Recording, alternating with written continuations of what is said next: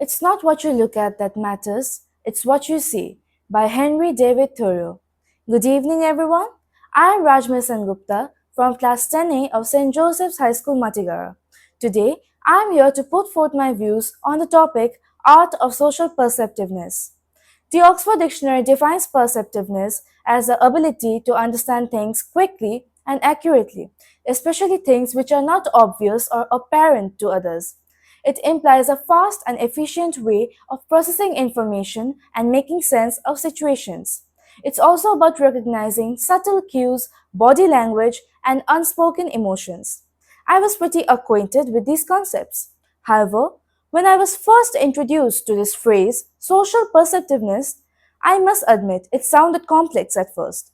But the more I thought about it, the more I realized how quietly it shapes our lives. It's that unspoken awareness we feel when someone is upset even though they're smiling, or it's sensing when to speak and when silence speaks more. I had always believed communication was all about speaking clearly or writing well. That said, all the research on this topic made me pause. It reminded me that sometimes the most important parts of a conversation aren't the ones that which aren't even said.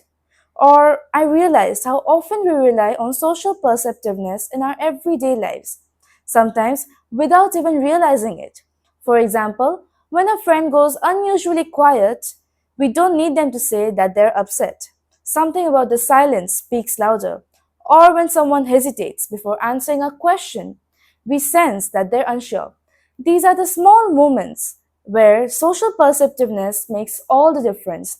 As suggested by Maya Angelou, people may forget what you said, but they will never forget how you made them feel. I also feel that it helps us connect with kindness because to be perceptive is to care enough to notice. There again, reading someone's eyes, catching the slight shift in their tone, it's not all magic. Social perceptiveness in psychology is known as the theory of mind, which is the brain's ability to understand and interpret the thoughts, feelings, intentions, and beliefs of others. In fact, it's one of the things that makes us deeply human.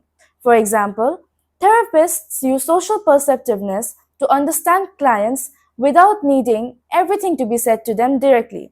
Or even teachers use it to identify which students might be struggling emotionally, hence, serving as a major milestone in emotional intelligence.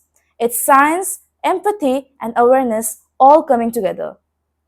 What struck me deeply is how early we begin developing this. But somewhere, as we grow older and the world becomes louder, we forget to listen without words. In our rush to express ourselves, we often forget to perceive others. Social perceptiveness is not about being perfect or reading minds. It's about being present.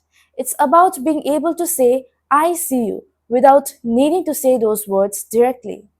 It doesn't require a loud voice, but a quiet kind of attentiveness, the kind that holds space for someone else's emotions. I think this skill, or rather this art, is what makes us more human. It allows us to build trust, reduce conflict, and respond with kindness. In a world filled with noise, social perceptiveness is like a soft light that helps us truly see one another. For me, learning about this has been more than just a task. It's been a mirror. It made me realize how much more I could listen, observe, and understand, not just with my eyes or ears, but with my whole self.